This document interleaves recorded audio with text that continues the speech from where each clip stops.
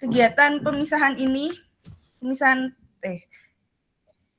kegiatan yang value adding dan non value adding, karena ketika kita melakukan efisiensi atau perancangan ulang proses bisnis, maka kita harus melihat mana kegiatan-kegiatan yang memang bisa dikurangi atau diminimalisir. Jangan sampai kita malah salah ngekat, istilahnya salah ngekat. Iya, gampangnya kayak salah ngekat gitu loh, kayak kegiatan A itu value adding, kegiatan B non value adding. Nah, yang kita cut malah kegiatan A, di mana kegiatan A ini salah satu main bisnis atau main activity dari proses bisnis kita. Jangan sampai kita salah ngekat, intinya kayak gitu. Oke, saya coba share screen.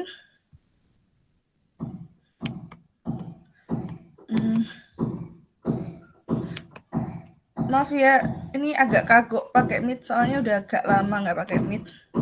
Tapi karena e-learningnya lagi error, jadi ini. Oke, udah muncul ya.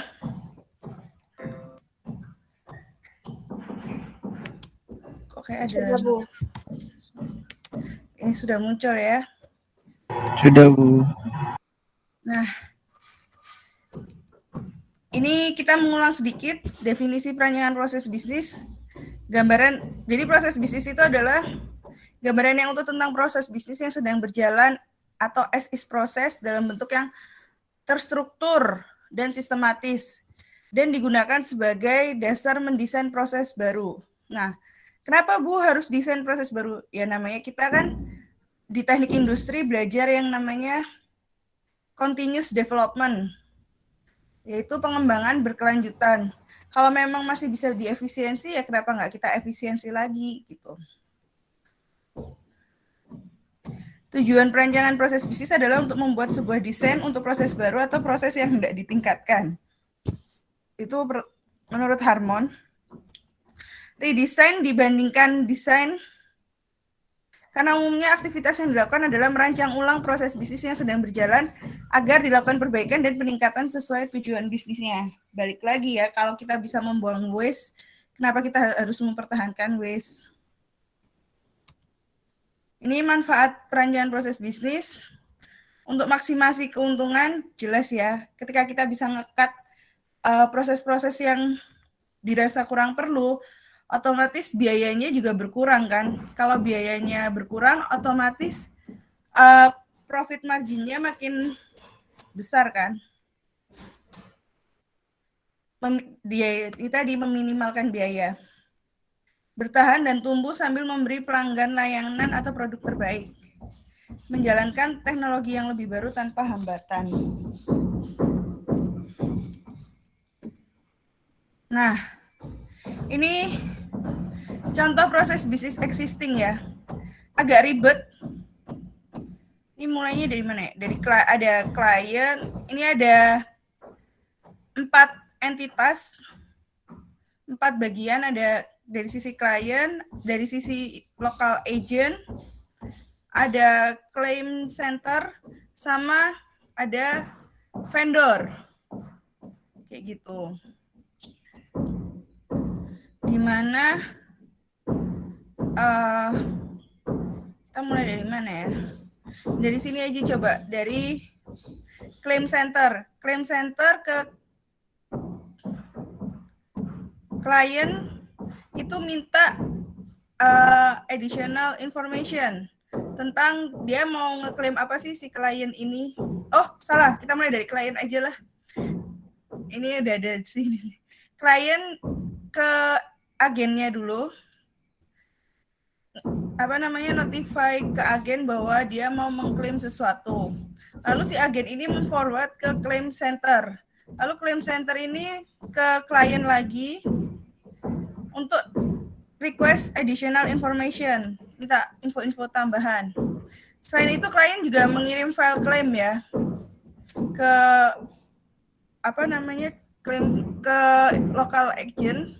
Nah, si file claim ini disampaikan juga ke claim center oleh si local agent. Kayak gitu. Ini udah ada keterangan sih. Bisa dibaca juga. Terus habis gitu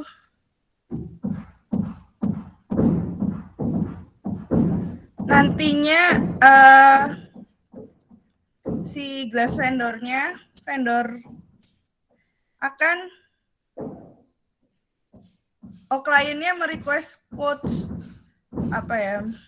quotation, terus si glass vendornya provide quotation, kliennya membayar kayak gitu. Nah, si claim process center ketika dia udah dapat additional information yang dia butuhkan, dia juga akan membayar atau mengganti ke klien kayak gitu. Nanti kliennya kalau udah bayar ke glass vendor, intinya gitulah. Ini begitu ribet ya karena terlalu banyak entitas dan terlalu banyak aktivitas. Ada 1, 2, 3, 4, 5, 6, 7, 8, 9 aktivitas. Akhirnya diredesign tanpa perlu ada local agent. Karena local agent ini fungsinya apa sih? Dia cuma perantara doang. Dia nggak ada dia sebenarnya nggak terlalu berpengaruh. Yang paling berpengaruh tuh siapa di antara entitas-entitas ini? Jelas klien kan yang mengajukan klaim. Yang mengurus administrasi klaim dan membayar klaim adalah si claim center. Lalu klaim ini mau dibayarkan untuk apa? Untuk ke glass vendor. Makanya di proses yang baru itu langsung ke glass vendor. Langsung 3 entitas. Jadi si local agent-nya dihapus. Jadi klien langsung klaim ke claim center. Claim centernya juga nggak ngasih duit ke klien, tapi langsung ke glass vendor. Langsung dibayar ke glass vendor, langsung notify juga. Nah, karena sudah dibayar langsung oleh claim center, si glass vendor bisa langsung datang ke klien untuk melakukan repair. Kayak gitu. Apakah ada, jadi urusan bayar-membayar itu langsung dari claim center ke glass vendor, nggak perlu lewat klien lagi. Kalau sebelumnya kan harus dikasih ke klien lalu kasih ke glass vendor. Dan ketika proses yang lama, kayak gini, si klien harus nanya dulu ke glass vendornya, kira-kira habisnya berapa. Misal glass vendornya bilang, kira-kira habisnya 500.000. Nah, dia akan mengklaim mungkin 500, lebih dari 500 karena buat jaga-jaga. Kalau ternyata lebih dari 500.000 habisnya. Tapi kalau proses yang baru, langsung nego-negoan antara klaim dan claim center dan glass vendor. Sehingga langsung glass vendornya bilang, 500.000, 600.000, ya claim centernya akan membayar sesuai nominal reparasinya. Jadi lebih hemat juga ya, lebih hemat dari sisi waktu dan lebih hemat dari sisi biaya. Apakah ada pertanyaan? Bentar, saya nyalain AC.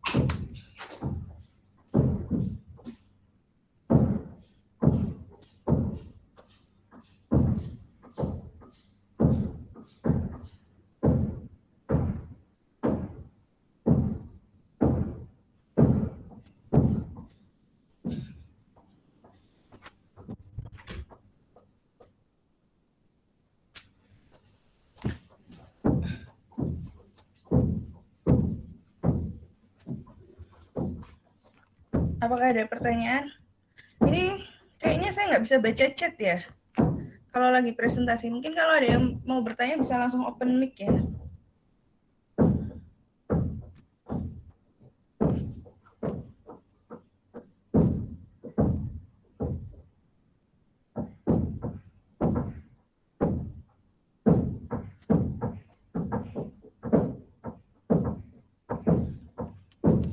Oke, kalau nggak ada, saya lanjut. Ini keuntungan dari proses redesign tadi ya.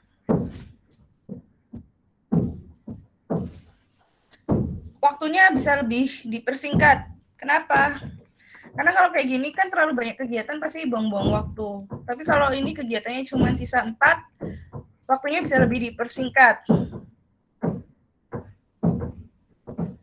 Dan klien hanya perlu melakukan satu kegiatan aja, yaitu ngeklaim.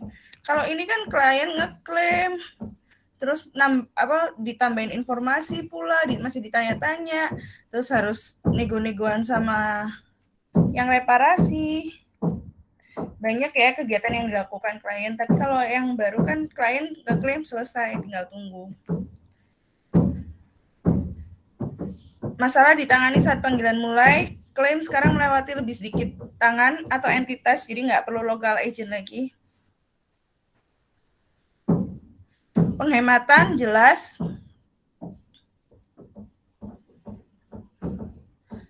Terus dengan berurusan dengan vendor kaca yang sudah disetujui sebelumnya, perusahaan dapat diyakinkan akan layanan yang konsisten dan dapat diandalkan. Perwakilan klaim merasakan rasa kepemilikan yang lebih besar dalam proses karena mereka memiliki tanggung jawab yang lebih luas dan otoritas persetujuan yang lebih luas.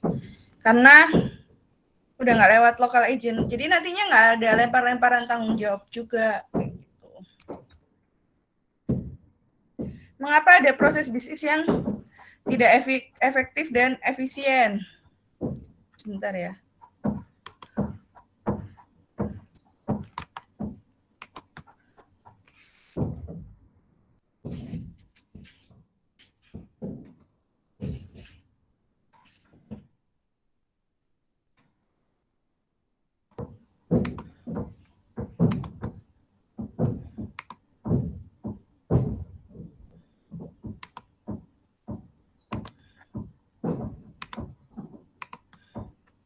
Mengapa ada proses bisnis yang tidak efektif dan efisien? Ya, itulah gunanya kita merancang proses bisnis. Jadi, awalnya misal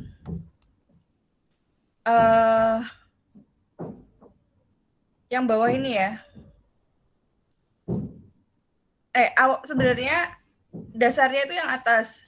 Kita order, kita nunggu, kita dapat, kita verifikasi.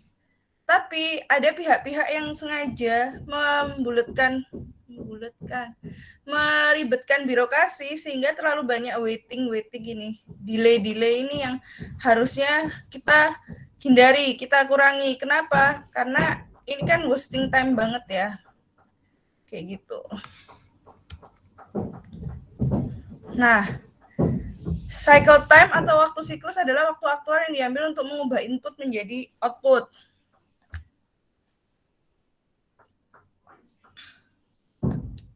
Terdapat 3 kategori dalam cycle time.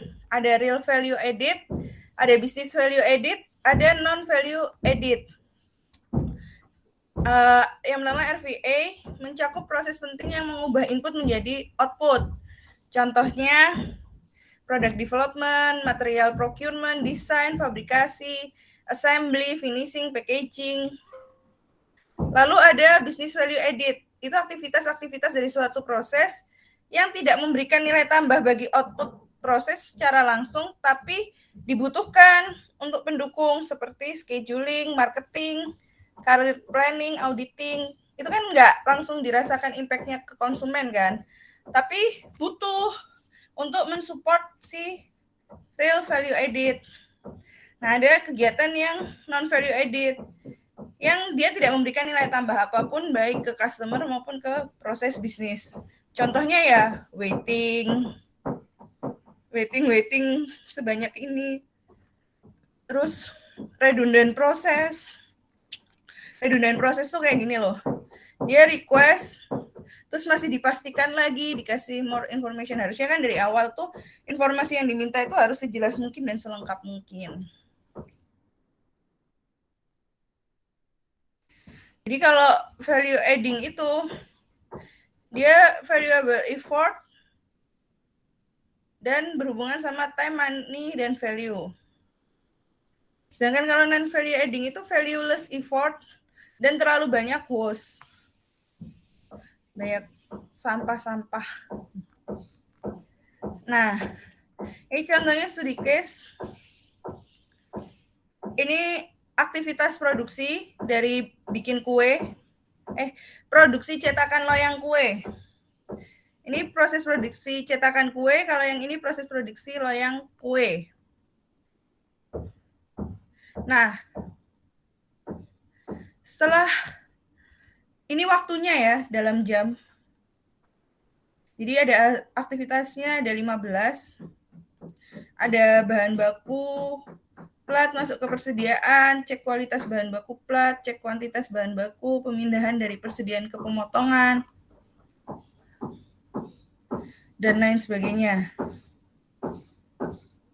Sampai pengangkatan produk untuk pengiriman. Nah, ini dipecah jadi dua. Mana yang masuk value added dan mana yang nggak masuk value added atau masuk ke non value added. Nah, ternyata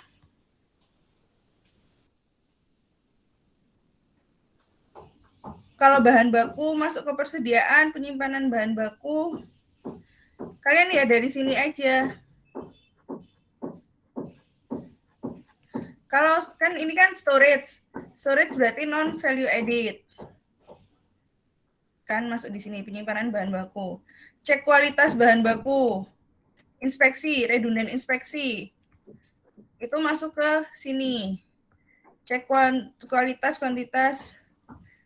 Pemindahan dari persediaan ke pemotongan. Transit kan? Itu masuk ke sini. Terus perancangan produk, menghitung kebutuhan. Perancangan produk itu kan masuk di real value added, berarti masuk ke value added. Terus proses pemotongan, itu kan proses produksi masuk ke value added. Pemindahan dari proses, itu masuk ke non value added. Pembentukan pola masuk ke value added, itu kan kegiatan produksi ya. Penyatuan pola, assembly, pengepresan, inspeksi lagi, itu masuk ke non value added. Proses pengerjaan ulang, itu kan redundant proses ya, masuk ke value added. Labeling, itu masuk ke value added. Proses pengerjaan ulang ke non value added. Pengepakan, itu proses produksi juga. Pengangkutan produk untuk pengiriman itu juga proses produksi. Nah, kayak gini. Sampai sini ada pertanyaan kah? Materinya ini aja sih, cuman membagi mana kegiatan yang value added dan non value added dalam sebuah proses bisnis.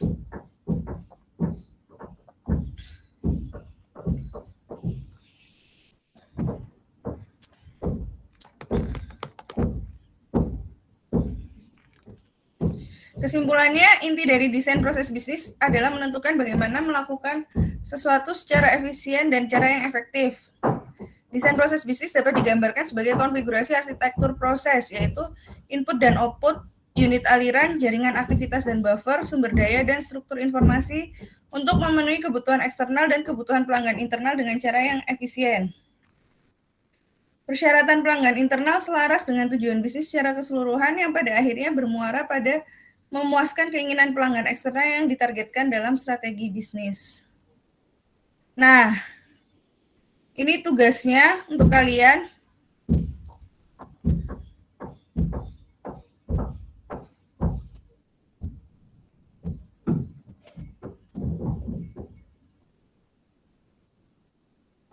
Kalian klasifikasikan 10 kegiatan ini, mana yang value added dan mana yang non value added.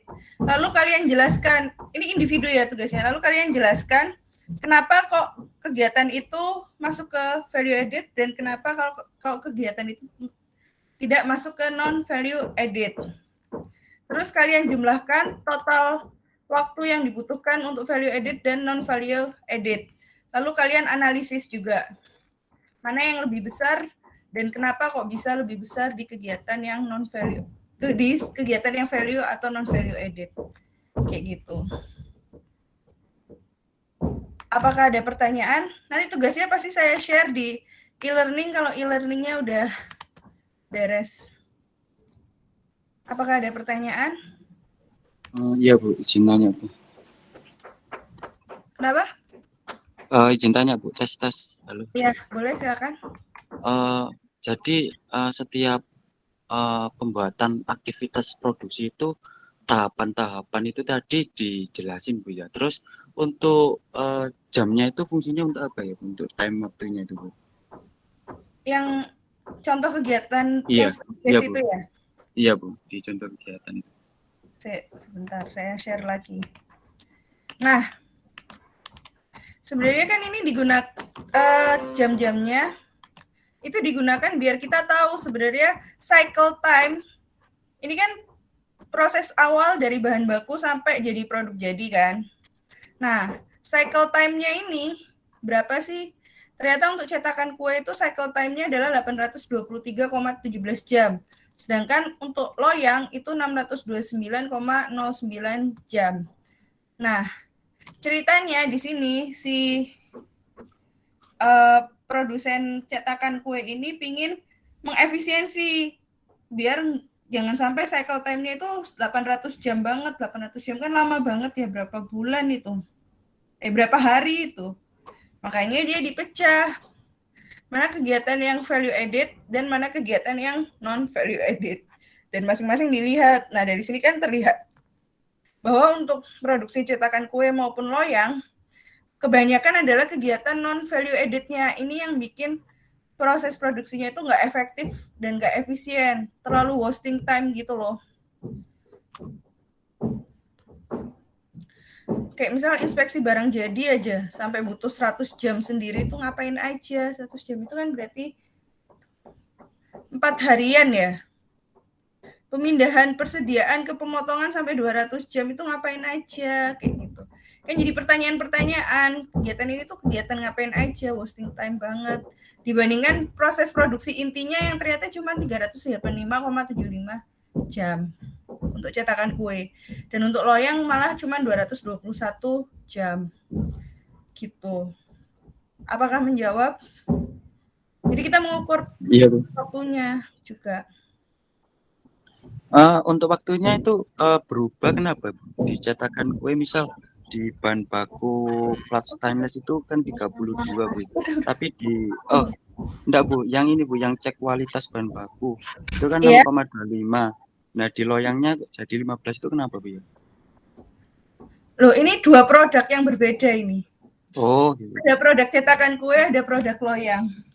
Oh iya Bu.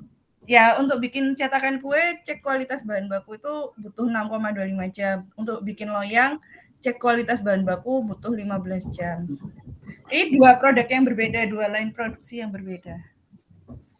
Jadi untuk yang tugas tadi cuma satu itu aja Bu ya? Iya, ini Yang cuma satu produk jamnya aja. itu. Ya. Oke. Baik Bu, makasih. Jadi cycle time-nya ya ini 10 tambah 720 tambah 75 sampai bawah kalian sum. Itu cycle time awal. Kayak gitu. Ini dua produk yang berbeda ya. Bukan tiba-tiba berubah jadi ada produk cetakan kue, ada produk loyang.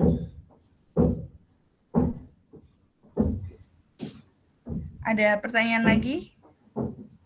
Ini kalau Jadi saya izin bertanya. Iya, boleh. Untuk yang non value added itu kan kebanyakan kita yang buang-buang waktu. Nah, untuk efisiensinya itu boleh semisal ada kegiatan yang kurang perlu dilakukan itu boleh dikurangi waktunya atau boleh dihilangkan kegiatannya itu bisa nggak Bu? Bisa dua-duanya, bisa jadi dua-duanya. Kayak contoh yang tadi yang klaim-klaim ini. Ini kan banyak banget dari 9 kegiatan dikurangin jadi 4 doang kan. Jadi ketika lokal independent agent ini nggak ada, klien langsung klaim ke ke claim center. Lalu claim center nggak perlu menanyakan informasi tambahan apapun. Kenapa? Karena klien sudah diminta memberikan informasi sejelas-jelasnya. Sudah ada form yang sangat jelas sehingga nggak perlu ada kegiatan ini. Dan si claim center nggak perlu memberikan uang apapun ke klien karena dari claim center langsung kerjasama dengan glass vendor sehingga langsung sudah ada vendor yang ditunjuk gitu loh. Sudah ada vendor yang ditunjuk, mereka sudah deal-dealan harga, klien nggak perlu tahu berapa harga repairingnya. Yang penting klien hanya tahu kapan barangnya dia akan di-repair. Kayak gitu. Jadi lebih simpel ya. Sama ketika proses ini inspeksi barang jadi selama ini tuh ngapain aja? Mungkin emang perlu kita inspeksi barang jadi, tapi kita nggak perlu inspeksi satu-satu. Kita mengenal teori sampling. Jadi quality controlnya ya di sampling aja. Ketika di sampling bisa jadi inspeksinya tetap ada, tapi nggak butuh 100 jam. Misal inspeksinya jadi tinggal 2 jam aja. Itu kan udah memotong 98 jam sendiri kan. Jadi antara dipotong atau dihilangkan. Gitu. Kayak pengerjaan ulang. Buat apa ada pengerjaan ulang? Itu kan berarti dari awal memang harus teliti. Sehingga si pengerjaan ulang ini dicoret, nggak perlu ada. Gitu. Terus penyimpanan bahan baku sampai 32 jam ini ngapain? Masalahnya kalau kita mengenal ilmu warehousing ya, yang namanya gudang makin besar, penyimpanan makin lama, biaya yang dikeluarkan tuh makin gede karena ada biaya simpan kan. Kalau bisa ini tuh dihilangkan aja penyimpanan bahan baku. Jadi begitu bahan baku datang ya langsung dimasukkan ke proses produksi. Kayak gitu. Terus pemindahan ini mungkin memang perlu ada pemindahan, tapi diredesain dari tata letak fasilitasnya sehingga waktu pemindahannya nggak perlu waktu sebanyak itu. Ada pertanyaan? Udah jelas jawabannya? Berarti memang di cycle time itu sebisa mungkin diefisiensi gitu ya Bu? Apalagi iya jelas. Kita kan harus bekerja efektif dan efisien ya. TI kan katanya harus reliable, efisien, efektif, efisien. Segalanya harus tepat guna, tepat waktu. Karena semakin banyak waktu yang kita buang, kita alokasikan, maka semakin besar biaya yang harus kita keluarkan. Coba kalau ini misal banyak yang dikurangin, atau bahkan kayak pengerjaan ulang ini dihapus, inspeksi barang jadi metode inspeksinya itu sampling mungkin cuma 1-2 jam. Udah berapa cycle time yang bisa terpotong? Harusnya satu batch itu 800 jam. Ketika kita sudah menyederhanakan proses bisnis, kita meredesain cycle time satu batch itu tinggal 400 jam. Berarti kan dengan jumlah jam yang sama yaitu 800, proses bisnis lama cuma dapat 1 batch, tapi proses bisnis baru dapat 2 batch. Lebih untung mana? Kayak gitu. Jelas nggak? Iya Bu, jelas. Terima kasih atas jawabannya Bu. Ya, sama. Ada pertanyaan lagi? Langsung open mic aja ya, karena ternyata nggak bisa. Permisi Bu, izin bertanya. Itu kan ada cek kualitas bahan baku Bu ya. Kenapa itu kok masuk ke non value added Bu? Padahal itu kan penting. Kalau misal bahan bakunya jelek kan mengurangi nilai Bu. Itu gimana? Sebenarnya ketika kita memilih vendor, ini kalau kita belajar nanti sih kalian di semester 6, kalian belajar perancangan produk atau belajar pengendalian kualitas, kita harusnya kegiatan ini tuh ada ketika di awal sebelum mulai proses produksi, cek kualitas bahan, cek kuantitas bahan baku, yaitu ketika kita memilih vendor. Jadi jangan asal kita pilih vendor, terus habis itu baru dicek ketika barang datang. Jadi ketika kita pengadaan vendor, misal ada 3 pilihan, kita udah cek kualitas dari masing-masing gitu loh. Dan ketika kita udah deal sama vendor itu, ya udah kita percaya bahwa kualitas dia udah paling bagus di antara vendor-vendor yang lain. Ketika ternyata di inspeksi barang jadi, kan inspeksi barang jadi tetap ada, tapi waktunya dikurangin. Ternyata di inspeksi barang jadi itu ternyata ada cacat dan lain sebagainya, kan bisa ditelusur kenapa ada cacat. Ternyata baru ditelusur ke cek kualitas bahan dan lain sebagainya, sampling juga. Nggak perlu semuanya dicek satu-satu. Ini kalau saya baca itu di studi kasusnya emang dia dicek satu-satu. Itu kan nggak perlu ya. Kita kan bisa pakai metode sampling aja. Gitu.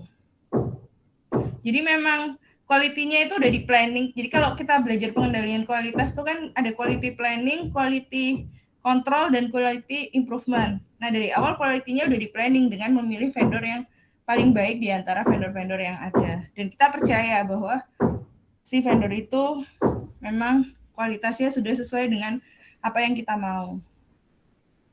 Mungkin nanti beberapa kali akan disampling, tapi itu bukan jadi kegiatan rutin gitu loh.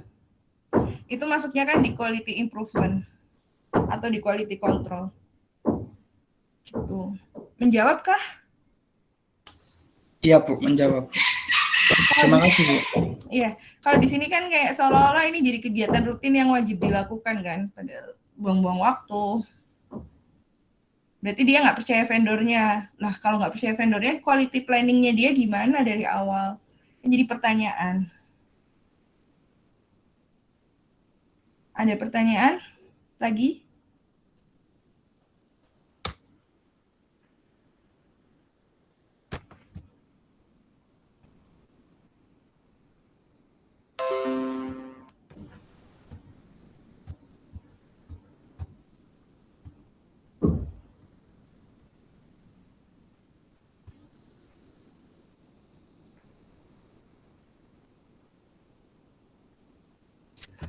Ada pertanyaan lagi? Apa sudah jelas kenapa kita harus memisahkan mana yang value added dan mana yang non value added?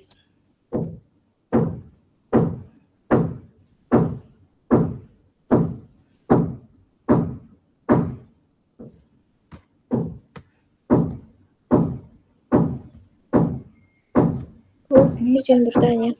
Boleh, silakan. Ya, cara untuk mengelompokkan mana yang masuk ke value added sama yang non itu gimana, Bu? Oh, tadi kan sudah ada. Ini.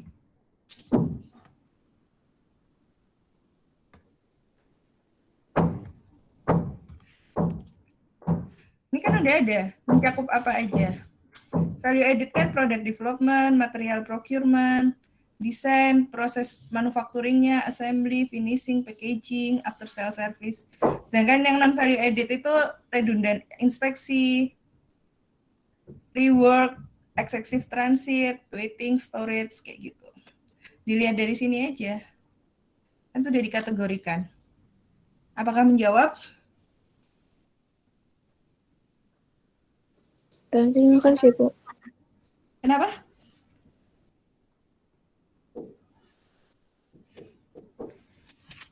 Oke, ada pertanyaan lagi?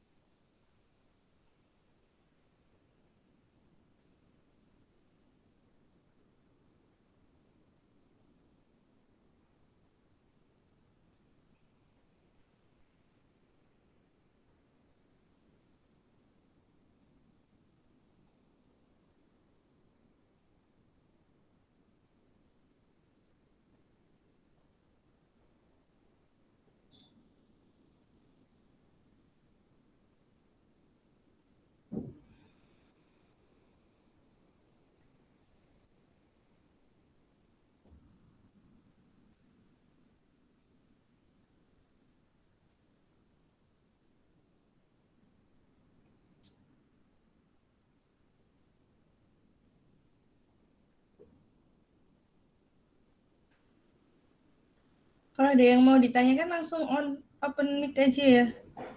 Nggak bisa baca chat ternyata kalau lagi share screen. Alhamdulillah.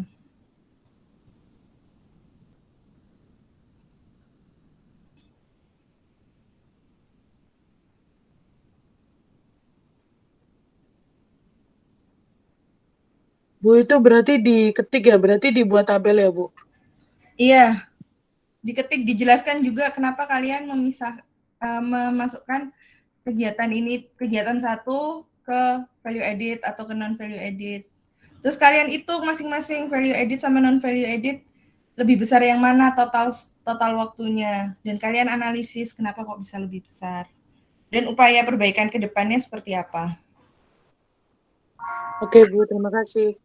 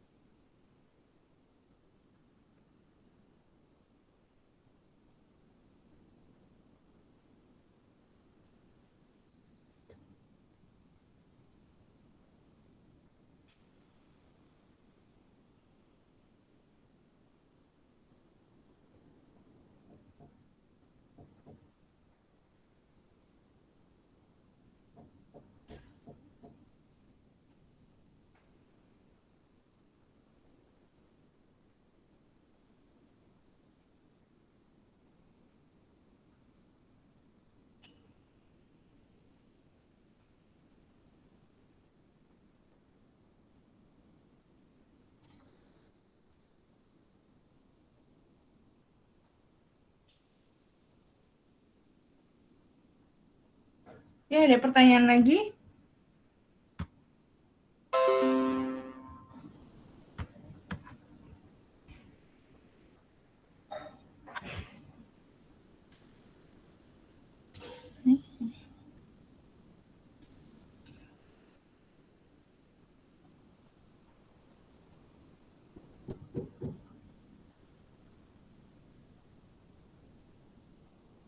Kalau nggak ada, kita akhiri ya.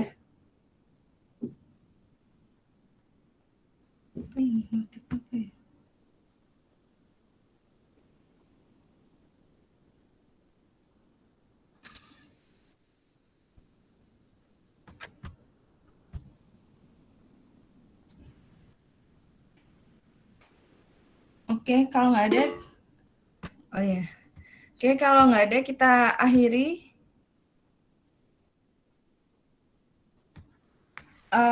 Untuk pertemuan minggu ini, tugasnya nanti saya upload di e-learning, materi dan tugasnya nanti akan ada di e-learning, tapi setelah e-learningnya beres ya, ini kayaknya masih error, saya cek barusan.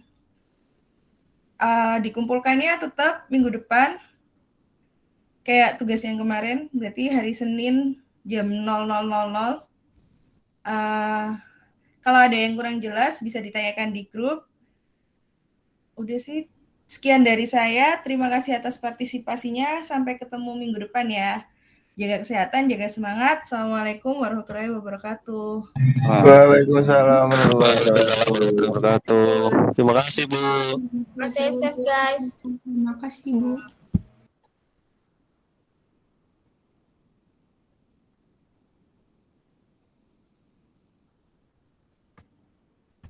Kok nggak bisa di stop record?